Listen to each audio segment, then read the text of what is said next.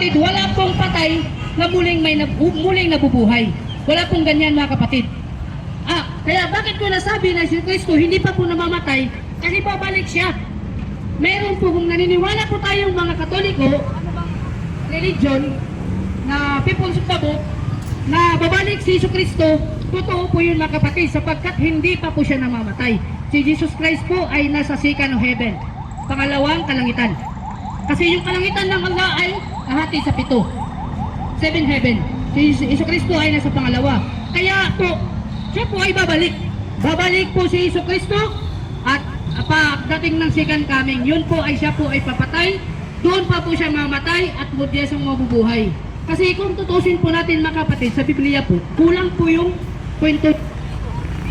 Kulang po ang kanyang kwento. Si Kristo, simula sa maliit hanggang lumaki agad, 33.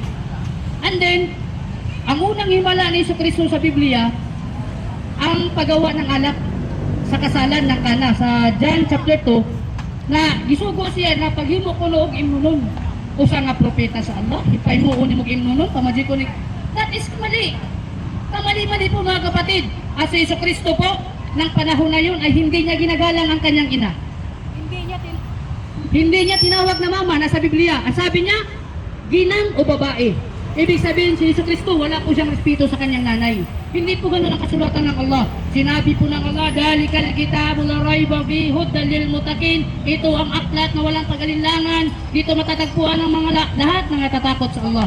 Kaya po mga kapatid, si Kristo po ay napakalayo po ng kanyang agwat nung simulan lumaki na siya. Hindi na po simulan pagkalaki niya. Sa Quran nakakaiba po kapatid. Kasi sa Quran po nakasulat, si Kristo nagsasalita pa po sa duyan. Sa duyan pa po siya nagsalita. Sabi niya, Qala inni Abdullah. Qala inni Abdullah atani yakal kitaba wa ja'alani nabiyya. Siya po ay nagsalita na po sa duyan. Yun po ang kanyang himala. Hindi po gumawa ng alak mga kapatid. Kaya inshallah ta'ala kapatid, kung balik po tayo sa Islam, yung kanin natin, ang Islam po ay nauna po dito sa ating bansa. Kaya naman po ang ating bansa na tinawag pong King Philip. Kaya po tinawag King Philip kasi pagpupugay sa isang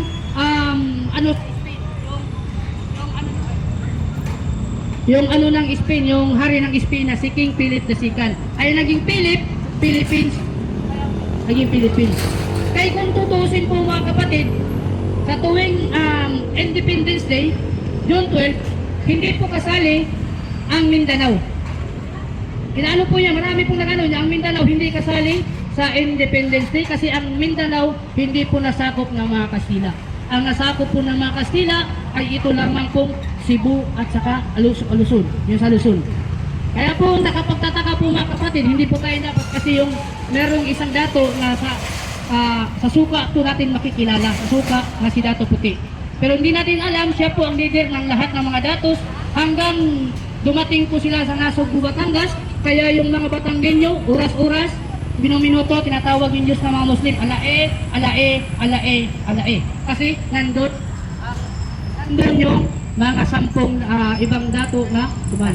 At dumating po tayo, pumunta po tayo ng Manila. Meron po doon sa Intramuros, ibig sabihin Intramuros, sinong tinatawag mga Muslim. At meron din sa Maynila na tinatawag na elementary,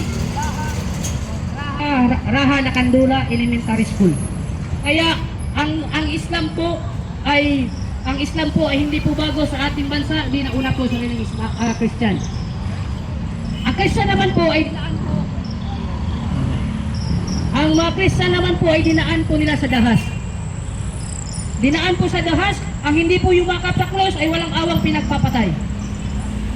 Sino pinagpapatay ng mga Kristiyano na yan?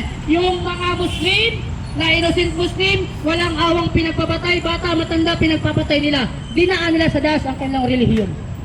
Sa Islam, hindi po ganyan. Kami po, hindi dinaan natin sa dahas. Sinasabi niyo, may pumutok, Allahu Akbar.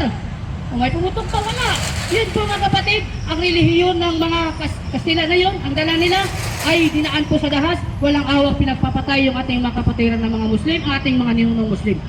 Kaya yung ibang mga Muslim mga kapatid, alhamdulillah, kaya po ang kanilang ginawa ng ibang mga Muslim, ay pinili po nilang mamatay kasi yumakap sa Kristiyano, sa reliyong Kristyan. Pinili po nilang mamatay. Hindi na sila mag-Kristyan. mas mainam pa daw na mamatay kaysa mga Christian mga kapatid. Yung Kristyanismo na yan ay bago lang po yan. 13th century lamang po, 13th century nandiyan na po ang Islam.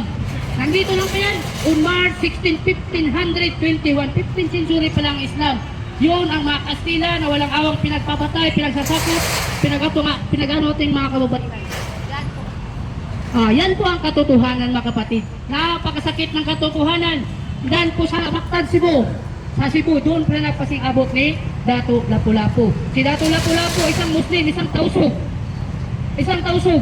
Kaya sa kanta ni Bilyami, in the battle, kung simula lang, in the battle began at Lord, bonus and first, ang gun and cannon. Kaya malakas yung loob ni Magellan na hamunin si Lapu-Lapu ng away. Kasi si Magellan noon ay may ano siya, may shield siya, meron siyang shield na tinatawag na tumaya siya kayo. Yun po mga kapatid na malakas yung loob niya na hamunin si Dato Lapu-Lapu ng away. Ngunit, ang katotohanan po ay nasaksak po ni Dato Lapu-Lapu si Magellan, kaya po siya ay pinabuhian ng buhay.